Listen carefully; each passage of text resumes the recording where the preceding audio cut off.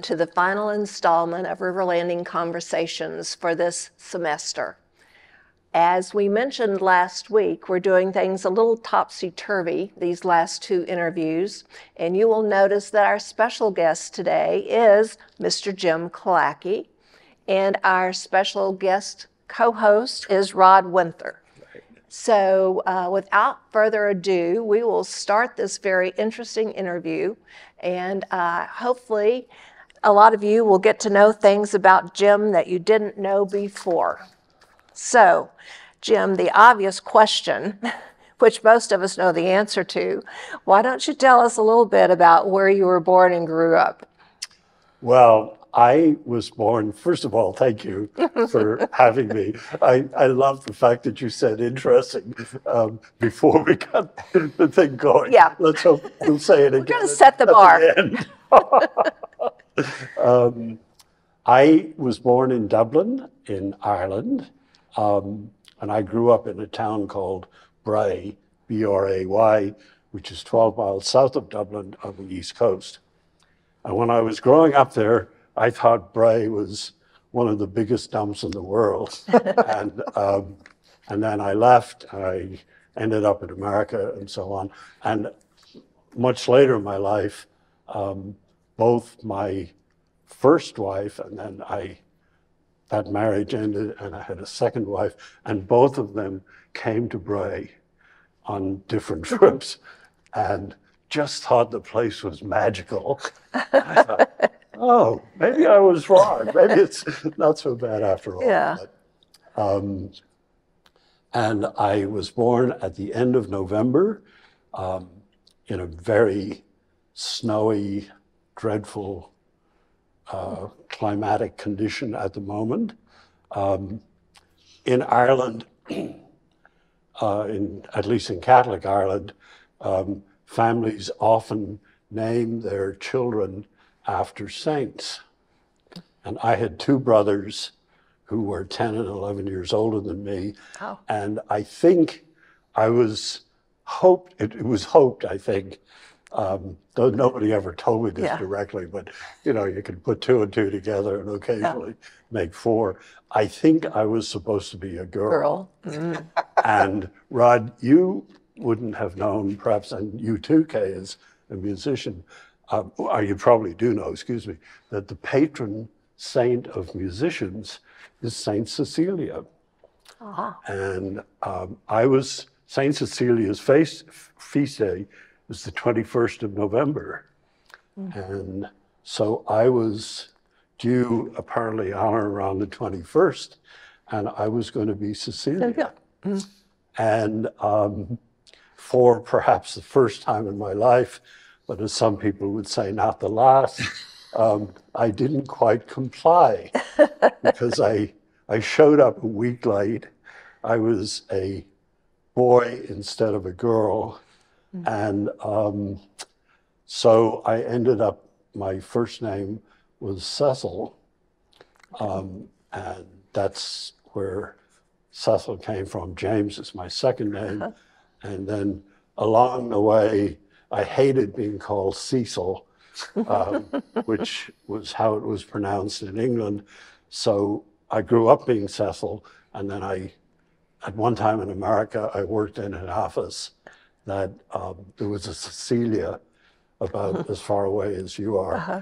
And there was a lot of talking in the office, and people would say, "Hey, Cease," and we'd both look up. And so I said, "Look, my second name is Jim. Okay. Why don't I go by Jim?" So in Ireland, I'm Cecil, and with my family, I'm Cecil, and then with a lot of other people, I'm Jim, and then I have been called other things too. Yes, we won't go into that. So at what age did you come to the United States? I came to America when I was 17. I had just finished high school, and the idea was that I was going to come and work in hoteling in New York. And then I was going to go to school at Cornell, which has got the best hotel school in the world then and now. And then I was going to go home and be the Conrad Hilton of Ireland. Oh. flip line that I use now is a funny thing happened on the way to Cornell. And I never quite made it there, but but that's what brought me, because there was I'd grown up in hoteling at home. We had a big house, and my father died suddenly, literally right after we moved into it when I was a very small child. And so my mother turned it into a small hotel that we ran in the in the summer season between May and September. So while my young friends during my years from 7 to 15 or so were doing swimming and playing golf and whatnot, I was peeling potatoes, serving food, raising, setting the table. like that, setting tables. Could you talk about other ways, kind of a compare and contrast of growing up in Ireland versus what you know about growing up here in the United States during that time? Well, the main thing that comes to mind is that schooling in Ireland, both primary, which is K through 6, and what we call secondary, which is essentially 7 through 12, was much more rigorous. We took 7 subjects, and we took the same 7 subjects all the way through. Like in English, for example, in secondary school, we spent 2 years on Hamlet, and I was just 2 years? Yes, and I was astonished here when I learned that you could do Hamlet in 2 weeks. I thought, my God. And so essentially, it was narrower, but much more in depth. So that when I got here, and I eventually ended up getting into college, the topics that I took at home, like for example, in mathematics, I had 6 years of algebra, 6 years of geometry, 4 years of trig, and 2 years of calculus. And I started here in college because I didn't get good advice about quizzing out on that with Algebra 101, and thought, wait a minute, we did this 5 years ago. Yeah.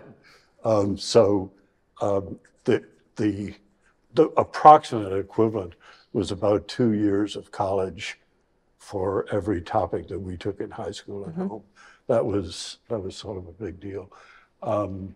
And consequently, I don't know I'm sure there's data out there somewhere on this, that people that come from those European systems, at least to undergraduate life in this country, get on for Have a step up, yeah. But things level out after a while. I mean, once you get to graduate school and even advanced undergraduate. Was there room in the curriculum for fun things? No. PE, music, art? No, it was all just straight academic down the line. Now, we did have in our school, I went to schools also at the time, this has changed quite a bit now, but they were all either, there was what was called the national schools, which was K through 6, and they were run by the government, and they were all what we would think of as public schools. But after 6, all secondary education was private. And run by, and in my time, and this was in the sort of late 50s until I finished in 64, schools were all either Catholic or Protestant.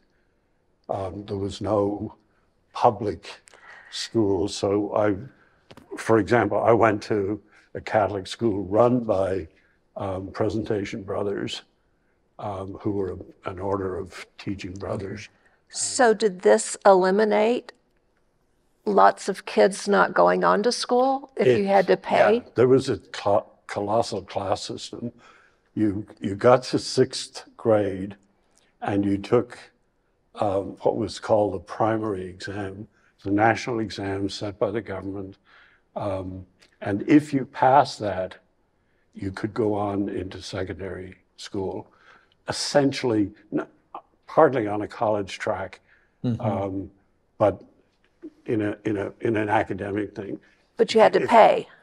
Yes. And if you didn't pass, you could either repeat sixth grade and see if you could pass, or you could take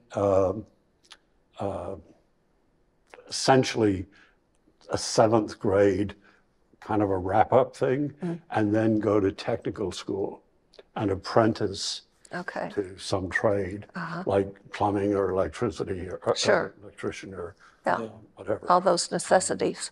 And then the people that went on in secondary, like I did, at fourth year, there was a national exam. It was called the Intermediate Certificate.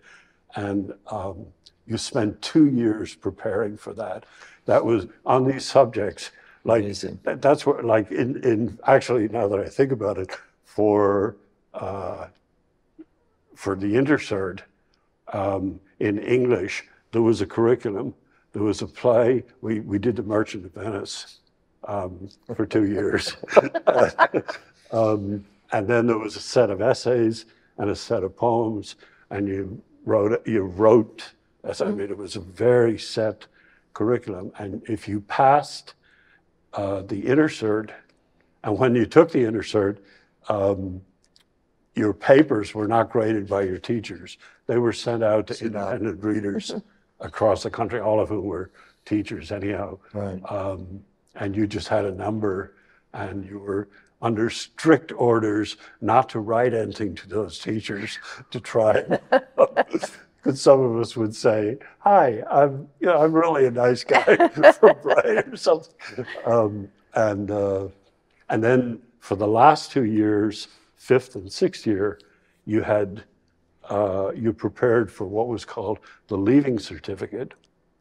And if you were bright enough, for the Leaving Certificate, you might have heard in England, there's the A levels and O levels. A is advanced and O is ordinary. Well, in Ireland, we had pass and honors. And so you could take, for example, I took an honors course in geography, but there was a pass course as well. And honors basically meant you did what was in the pass curriculum and a bunch of stuff on top of that. But, I'm sorry. Go ahead. Well, I'm curious too about your academic background. Could you just fill us in a little bit on your studies? Your Yeah, you said you got waylaid going to Cornell. Yes. So, so what happened? Well, what happened was when I came here, I emigrated instead of coming as a student. And by virtue of emigrating, I had to register with Selective Service in the mid-'60s. And time to register for Selective Service. Yes. And there was no choice in that, because in Dublin, before I came, I had to take an oath saying that I would register after 6 months in the country or else go away. And at the time, that wasn't an issue for me. It became a little bit of an issue later on, but at the time, I was 17. You know, Vietnam was just kind of a word that was loosely thrown around, and I hadn't even got a clue where it was. And my brother had come 4 years earlier and gone through a similar thing. So he had had 3 years in the American Army before being a citizen. And so I came, and in '64, I turned 18 a week or so after I got here, and it became very clear that Vietnam was becoming a big deal. And I was advised that if I started school, the chances of getting pulled out halfway through it would be very high, fair to better. And I learned that you could volunteer for the draft. So I went to the draft board in New York and volunteered. And in June, 6 months after I was in the country, as by law, I had to do, registered, and then I volunteered. And 3 months later, which was 10 months after I was in the country, I was literally marching through Georgia. Wow. And the happy thing, at least it was happy in looking back on it, is one, that I didn't go to Vietnam. Secondly, that I did end up getting stationed in Kansas after a whole bunch of training here, there, and yon. And I got out of the Army after 2 years. And there was so many people at that time then coming in reserves that I didn't have to do reserve duty. Oh. So my 6 years of service essentially was Reduced. 2 years of active and 4 years of inactive. And then I became a citizen. At the time, you had to be 5 years before you could apply for citizenship. And if you were in the military, you could apply after 3 years of your military obligation. And I essentially did that and became a citizen in, I think it was 1969. And Yeah. so. And we are all the better for it. Oh, well, Yes. how kind of you. The check's in the mail. Yeah. So were you in Kansas when this happened? I was in Kansas in the Army. When I got to if I could just sidebar for a second, when I was in advanced training, I was in Fort Ord in California. And soon, having been in Georgia, California, the next thing would be over the pond. Yeah. And amazingly, at the time, they were sending all kinds of troops from Fort Ord to Europe. Oh. And I was over the moon about this because I thought, hey, my brother had done that. He'd gone to Europe and he got home every 6 months. And I thought, great, I'll be able to go to Europe. Well, Fort Ord was absolutely packed at the moment with, there was all kinds of, it was a big training base. And so the orders were late. And I got a job in an office after I got through my training in an administrative role. And every day we'd come back and we'd see the orders coming down. And one day I got to know a bunch of people there. And a guy came in the office one day and he said, Killacky, your orders are coming down today.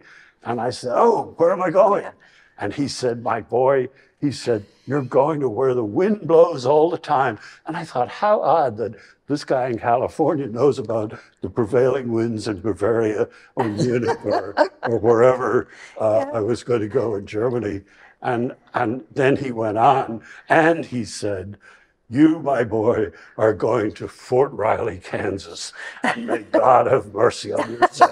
And I mean, I still get goosebumps when I tell that now because I thought, first of all, where is Kansas? Yeah. What is? So anyhow, I ended up at Fort Riley. Had a great time there for about a year and a half till I got out. And then I went back to New York, to the real world. And I was back in New York at my old job in the city in a hotel. And I was there for about 3 weeks and thought, maybe Kansas wasn't so bad after all. So I ended up, short version is applying to Kansas State for I got out in October for the spring term, got accepted to Kansas State and asked in that process to be considered as a state resident for fee purposes, because the difference between in and out of state was fairly significant. And nobody said anything. And I showed up at K-State and was literally going through the line to pay my fees for the spring term and got to where you wrote the check and they were charging me out of state tuition. I thought, wait a minute. First of all, I couldn't afford it. Yeah. I didn't have it. And I learned that because I wasn't 21 when I was at Fort Riley, I was not of legal age To establish to residence. establish residence. So I was still the ward of my parents or my sponsor, whatever. And Amazing. so they told me if I worked for 6 months, I would be eligible to be a state resident. And the only time I've ever been anti-American was right then, because Fort Riley was about 15 miles away, and I knew a ton of people at Fort Riley. I knew there was all sorts of very good paying civilian jobs for which I was eligible. So I took the civil service test, got my 10 extra points for being a veteran, and did fairly well on it. And across the bottom was a little thing typed saying, "We regret to inform you that because you're not a citizen, you cannot work for the U.S. Civil Service."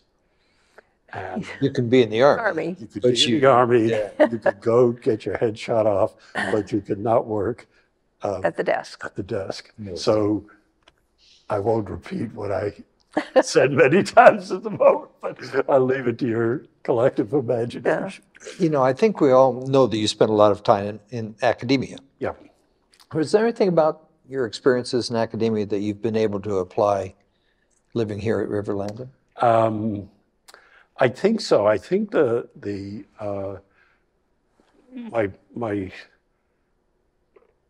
got into academia older. Like by the time I started college, I was 22. So, and I'd been through the Army and through a bunch Right. of work. And Yeah. so I wasn't an average 17-year-old freshman. Right. And so I was never afraid to ask questions in classes. And you know, you've heard of, and probably Rod, in your case in academia as well, you've experienced where you got a room full of people and nobody asks any questions. It's a deadly situation. And I thought, I am here to learn and I'm not, so I kind of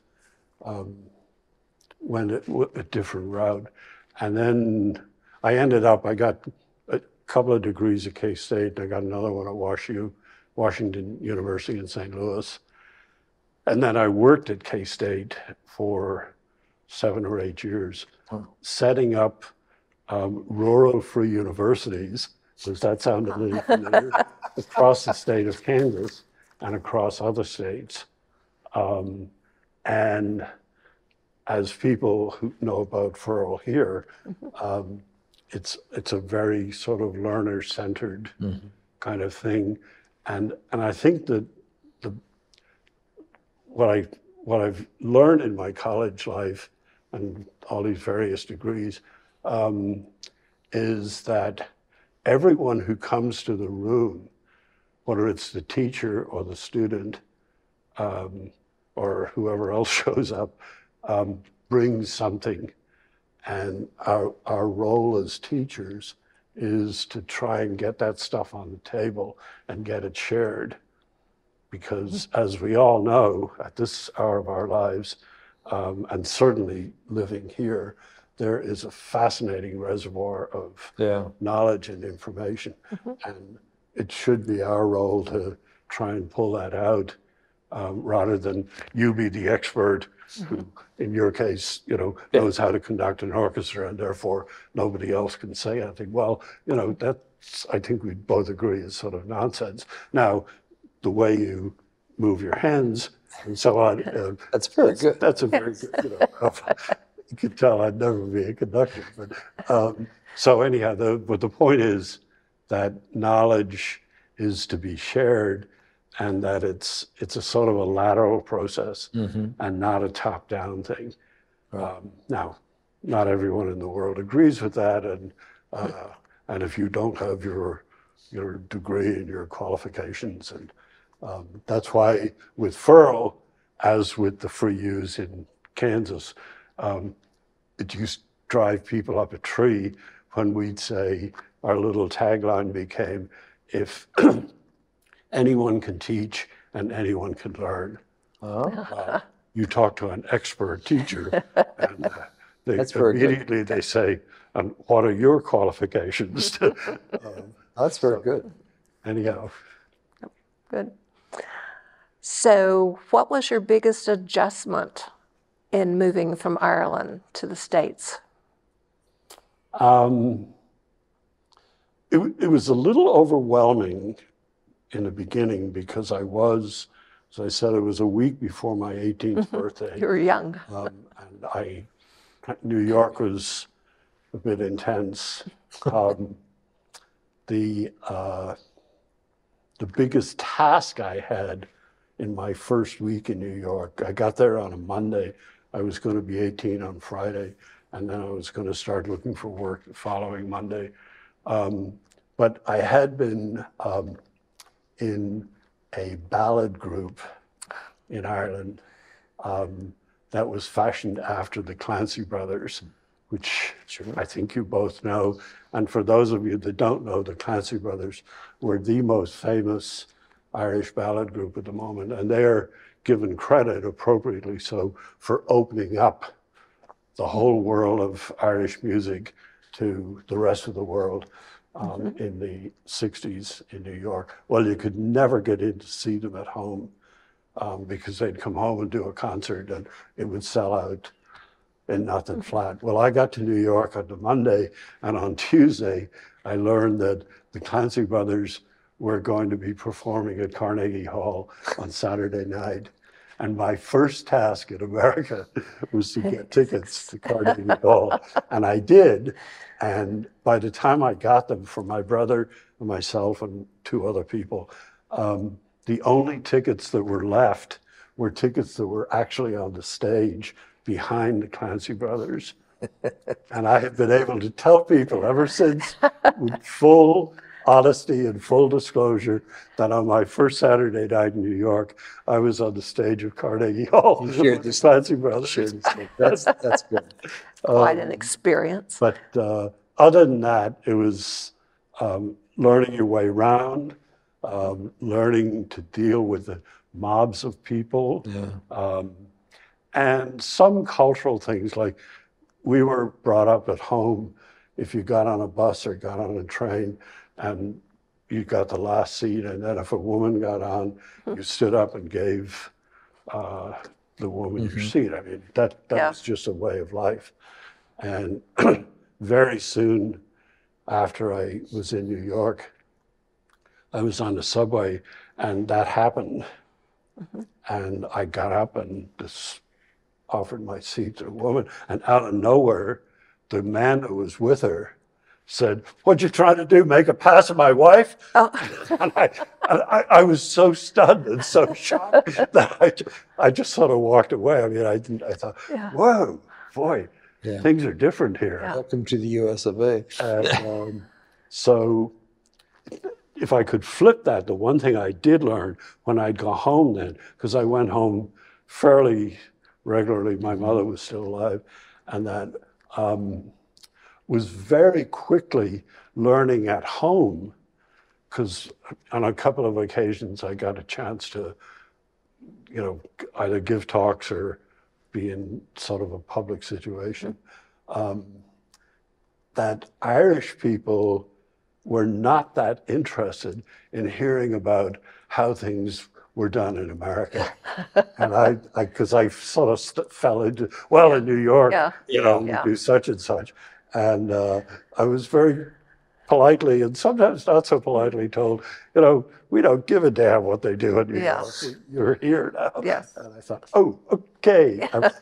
So the learning out of that has followed me all the way through my life is, if you're going into a community as an outsider, how do you enter?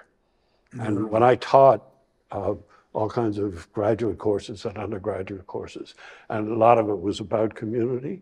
And so my stock question, our theme for classes was, how do you enter? And the short answer, of course, is carefully, respectfully, and you listen for twice as long as you're going to talk, and in that order. Good advice. And that's very hard for academics to do, because We know things. We're the experts. It's our job to. We need to talk. Yes. Yeah, yeah.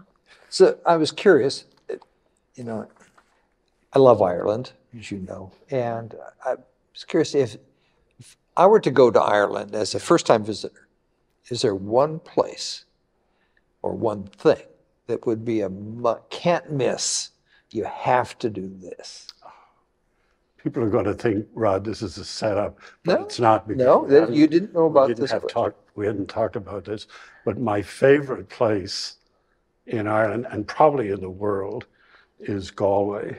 Ah, The town of Galway and the county of Galway and the Aran Islands. And recently, just to plug into technology and the high-tech world we live in, there was, I came across this story that God showed up in Galway. Ha. And people were a little bit surprised, and there's this Irish guy from Galway talking with him and said, you know, nice to see you, welcome, and what are you doing here? And God looked at him and said, just working from home. ooh, very good. Very And, good. but Galway is, it's very special to me because my father, who was 2 generations older than me, was a medical student at University College Galway before the First World War. Oh. And one of his classmates was a guy named Arthur Colahan. And you may or you may not know that Arthur Colahan is the author of the song Galway Bay, which is my favorite song in the world to listen to and to sing. And he went on, anyhow, so, and my grandfather was the chief of police in Galway at the time. This was prior to the war, prior to 1922, when there was still the RIC, the Royal Irish Constabulary, which was essentially, we were under Britain at the time, so there was, and there's all sorts of stuff about that we'll talk about another time. So why don't we catch up in time a little bit? How long have you and Helen been here, and what brought you to River Landing? We have been here, we are now, in March, we turned over our 5th year at River Landing, which is astonishing because it just, you know, Goes by fast. Oh, time flies Yes. when you're having fun. Literally. Yes. And we came here, there's a woman living here named Ann Powell, and Ann was a neighbor of ours in Greensboro. And she moved about a year before we did. And she'd come back once in a while. And I was still relatively new in Greensboro at the time. Helen and I had just been introduced about 3 or 4 years earlier and got married. And we lived, as I say, across the street from Ann. And Ann was oohing and ahhing about River Landing. And Helen didn't know River Landing, even though she'd been in Greensboro since the 70s, but knew the other places, Friends and Wellspring and so on. So one Sunday after church, we drove out here and drove around and thought, God, this place looks great. So we went through the motions then, and we ended up in March of 2018, moving into a 2-bedroom here, and have not had one iota of regret since. It's been. It's a special place. Oh, it is. It's absolutely terrific. And to be able to do stuff like this, to be able to do stuff like Furl, to be able to, on whichever side of it you're on, it's just such a privilege. Yeah. And such a delight. A lot of fun. Stock question. Any surprises? I think the 2 things that I think about when this question comes up is in the first couple of months we were here, at that time, for people who were here then, they'll remember, the only place to eat was the bistro, because the Water's Edge, all the new stuff hadn't happened yet. Okay. And the Water's Edge was being reconstructed. So the bistro was the only place that was open. So whether you wanted to or not, you got to meet a ton of people. Sure. Because that Right. was it. And it was a fabulous way to get to meet a lot of people quickly. And the two things that came out of conversations that I recall from those days were, one, how glad people were to be here, and how glad their children were that they were here. And I remember being really struck at that, because I don't have any, personally, I don't have any children of my own. Helen has children, my former wife, but I don't, so I'm a good traveling uncle. Yeah. And the other thing that really struck me was that even though it's sad here at times, because as we all know, our friends get ill, or some of our friends get ill, and some of them die, or they go to healthcare or whatever. But conversations about death and dying are not ignored, or they're not they're much more natural than they are on the street where we lived. Because if somebody dies, oh my God, it's a great tragedy. Right. And it is, I'm not diminishing that. But here, it's much more of a natural way of life. Well, And of course, if we're real about it, we know that's why we're here. yeah, I think so- the closer you get, the more a fact of life Yes. that becomes. And that was, that I never thought much along those lines. And Yeah. I'm very grateful that that's the case, because it just, for me anyhow, it's lowered the angst. And I do have, like lots of other people here, I've got some health issues that are poking around. And so, okay, well, so you're not alone. There's lots of other people have too. So Right. just get on with it and Right. make the best of it. Yeah. And I think that's been a real gift. Right. And in addition to the Froll classes, you also started a support group for people with some issues, health issues like yours. We started, a couple of us, let's see, this is the spring, I guess it was last fall, I think, a pulmonary support group. And we meet about every other month, and it's just, there's no agenda. We just get together, kind of check in, and lots of us, there's usually about 10 or 12 people show up to that. And it's been quite supportive, and it's just encouraging, I think, for all of us to know that we're not alone, and that there's been some very lively and helpful conversations there with I'm sure. where to go or where not to go, or so-and-so is a great doctor.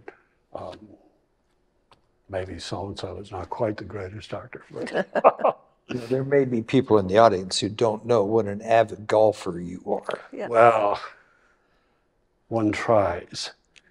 You do more than try. Yeah. You've taken more of my money than I've taken of yours. Yeah, that's, excuse me. The golfing and the pulmonary stuff haven't quite gone hand in hand recently, but I am looking forward to, if we ever get to where we can not be cart path only and it's above 55 degrees, to seeing if I still know. Hopefully sometime in June. Yeah. So I'd be glad to take a few more. Thanks, Jim. So when did you pick up golf? I noticed you talked about when you were growing up, you didn't have time to play golf or swim. Well, actually, in 1960, we quit doing the hoteling. Oh, okay. My mother had, at that time, she'd run her course, and so we it was a big old house, and she turned it into the top of it into what was a pretty fancy apartment. And so I started to learn to play golf then. So I've been kind of hacking around Okay, at it for a while. for a while. Though having said that, I realized that if I've done that for that long, you'd think I'd be a hell of a lot better golfer than I am. But that's, Life has a way of getting in the way of our progress. yes, Okay, life, Yeah. jobs. right. Okay, and then our other question, Good question. if you could spend time with anyone in history, 2 or 3 people in history, who would you choose? Well, I have actually effervesced over that for the week, given that That we knew this as was we coming. do this with other people. But oh my God, that was me. I think the person that came up first was my father. As I mentioned, he was 2 generations older than me. He was born in 1891, and he was 56 when I was born in 1946. And then he died. He literally dropped out with a heart attack on a Sunday afternoon in December of 1951, 2 weeks after we moved into this big old house. Yeah. And he was just, he and I got on very well. And if I may tell one story, I'm looking at the clock here and thinking I'm prattling on too much, but this is a powerful story for me. The night he died, it was a Sunday, it was the 16th of December, and he'd been up and about and walking around, and then he had this heart attack. And there was chaos in the house because I'm not even sure we had a phone in the house at the time. And so somebody ran off and got the doctor, and and my aunts who live in Dublin happened to be on a Sunday drive and happened to walk in the middle of this. So there was all sorts of chaos. And I walked in the room where he was laid out in his bed. He was still alive, and he was clearly in distress. And somebody said, some adult came in, and he said, please take the child out. Oh. And that has stuck with me from that day to this, that here's this guy on his last legs, literally, he did die within a few minutes, and he had enough caring to not have this 5-year-old kid be distressed. I thought, wow, what a great example. Yeah. And what a thing to remember. So I'd love to have a chat with him now and talk to him about what's gone on in both of our lives since then. Right. And see what he Yes. have to say. And the other, I sort of thought the same thing about my mother. She'd probably be the second, because we had a sort of a distressing end to her life, which I had no control over. I was in Kansas at the time, and she was in Cornwall. But she was also a very troubled person. Well, trouble may be a bit too strong. She's probably the smartest person I've ever met in my life. And when she was in high school at 14 in 1924, she had decided that she wanted to become a medical doctor, not just to be a practicing doctor, but to do medical research. Wow. And her parents, who were at the time, reasonably, I suppose, by whatever labels one used, middle-class farmers, her father was a farmer, said, no, young women don't become doctors. Now, if you want to become a pharmacist, you can think about that. And the school she was going to pleaded with the parents to let her stay for another year because you had to be 15 at the time. That was the youngest you could possibly take whatever entry there was for Yeah. pre-med. And the parents said no. And so she was allowed to take a pre-entry for a pharmacy thing, even though she was 4 years younger than the average people at the time. And in a field of 180 some people from around the country, she came third in the country. Wow. And she went on to be a pharmacist and was basically a frustrated professional all her life. The one other thing but when all the stuff in Ireland, when we were all having the wars and all that in the late 60s, I wrote to her, because I used to get asked to give talks on the Irish question. And I wrote to her one time and said, could you send me a little synopsis of what's going on with the Irish question? And she sent me a one-page typewritten thing with about 3 paragraphs. And it was probably the most brilliant. I mean, I used to take that and read it at like the Lions Club or the Rotary and whatever, because it was just, she was so on. And she did that. I mean, she was a very talented, gifted, and at times challenged woman. And she became a widow, and like she was 45 when her husband died. And the tradition in Ireland at the time then was that you basically stayed a widow. There was no such thing as getting remarried, or certainly not that we knew about. So it'd be interesting to have a chat with her and say, well, here's what's happened in the last 30 years. Since, you could be a medical researcher now. Yes. Oh, big time. Yes. Okay. Anything else? I think it's probably No, time I just have really enjoyed this so much. This has just been a treat. Well, thank you for coming along to be the co-host. My time. pleasure, trust me. And thank you for being our guest today, Mr. Killacky.